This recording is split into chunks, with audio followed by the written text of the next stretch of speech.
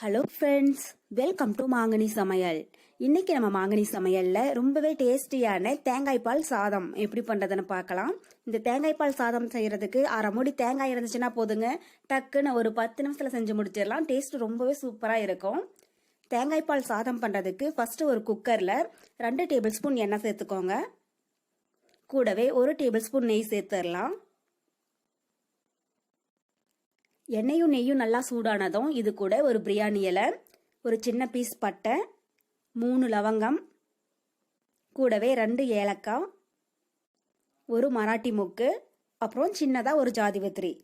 ஜாதிபத்திரி இருந்தா சேர்த்துக்கோங்க, இல்லைன்னா தேவையில்லை. ஒரு சின்ன பீஸ் சேர்த்துனீங்கன்னா போதும்.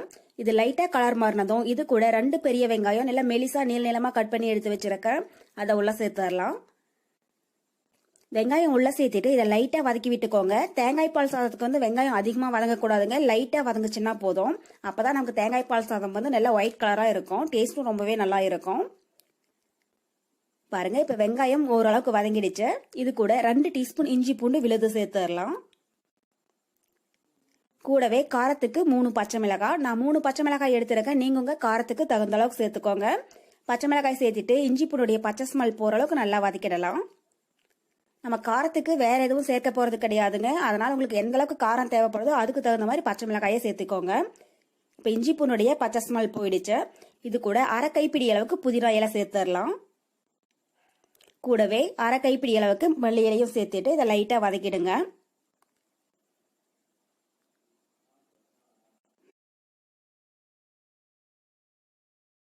இப்ப புதினா மல்லி நல்லா வதங்கி எண்ணெய் பிரிஞ்சு வர ஆரம்பிச்சிடுச்சு. இது கூட 1 கப் அளவுக்கு பாசுமதி அரிசியை அரை மணி நேரம் நல்லா ஊற வச்சு எடுத்து வச்சிருக்கேங்க. இதை தண்ணியெல்லாம் வடிச்சிட்டு உள்ள சேர்த்துடலாம். அரிசியை அரை மணி நேரம் அளவுக்கு நல்லா ஊற வச்சிடுங்க, அப்பதான் சாதம் வந்து நல்லா நீள நீளமாவும் உதிரி உதிரியாவும் இருக்கும்.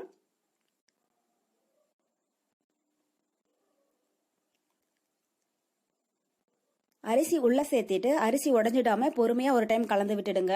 பாசுமதி அரிசி தான் சேர்க்கணும் அப்படிங்கிறது கிடையாதுங்க, நம்ம ரெகுலரா யூஸ் பண்ற சாப்பாட்டு அரிசி இல்லைன்னா சீரக சம்பா அரிசி கூட சேர்த்துக்கலாம். ரெண்டுலயுமே டேஸ்ட் ரொம்பவே சூப்பரா இருக்கும். பாருங்க, இப்ப ஒரு டைம் நல்லா கலந்தாச்சு. இது கூட 1 கப் அளவுக்கு தேங்காய் பால் சேர்த்துக்கோங்க. அரை மூடி தேங்காவை நல்லா தண்ணி விட்டு அரைச்சி வடிச்சு எடுத்தீங்கன்னா போதும். 1 கப் அரிசிக்கு 1 மூடி தேங்காய் பால் சேர்த்துனீங்கன்னா போதும். கூடவே 1 கப் அளவுக்கு தண்ணியும் சேர்த்திடுங்க. நான் 1 கப் பாஸ்மதி அரிசி எடுத்திருக்கேன், அதுக்கு தேங்காய் பாலும் தண்ணியும் சேர்த்து 2 கப் அளவுக்கு சேர்த்திருக்கேங்க. இதே சாப்பாட்டு அரிசியா இருந்தாலும் இதே அளவுல சேர்த்துக்கோங்க, அளவு சரியா இருக்கும். இப்ப இது கூட சாதத்துக்கு தேவையான அளவு உப்பு சேர்த்திட்டு ஒரு டைம் நைட்டா கலந்து விட்டுறலாம்.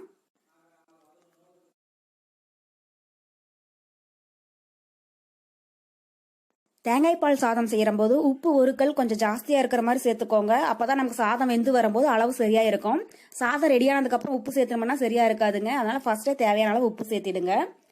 இப்ப குக்கருடைய மூடி போட்டு மூடி வச்சுட்டு மீடியம் ஹீட்ல 2 விசில் வேக வச்சிடுங்க. 2 விசில் வந்து பிரஷர் ஃபுல்லா ரிலீஸ் ஆனதுக்கு அப்புறம் ஓபன் பண்ணி பார்க்கலாம், இருக்கட்டும். 2 விசில் வந்து பிரஷரும் ஃபுல்லா ரிலீஸ் ஆயிடுச்சு, மூடி ஓபன் பண்ணி பார்க்கலாம். பாருங்க, நம்ம தேங்காய் பால் சாதம் நல்ல வாசனையா ரொம்பவே சூப்பரா தயாராயிடுச்சு. சாதமும் கொஞ்சம் கூட குழையவே இல்லைங்க, ஒன்னோடு ஒன்று ஒட்டாம நல்ல உதிரியா ரொம்பவே சூப்பரா வந்திருக்கு. இது செய்யறதுக்கு கரெக்டா நமக்கு 10 நிமிஷம் போலதான் ஆகும். கூட கொஞ்சம் ஆனியன் பச்சடி இல்லைன்னா முட்டை குருமா, வெஜிடபிள் குருமாலாம் வச்சு சாப்பிடும்போது ரொம்பவே சூப்பரா இருக்குங்க. கண்டிப்பா நீங்களும் இதே மெத்தட்ல செஞ்சு பார்த்துட்டு எப்படி இருக்குன்னு கமெண்ட் பாக்ஸ்ல சொல்லுங்க. என்னுடைய இந்த ரெசிபி வீடியோ உங்களுக்கு பிடிச்சிருந்தா மறக்காம மாங்கனி சமையலுக்கு சப்ஸ்கிரைப் பண்ணுங்க. நன்றி.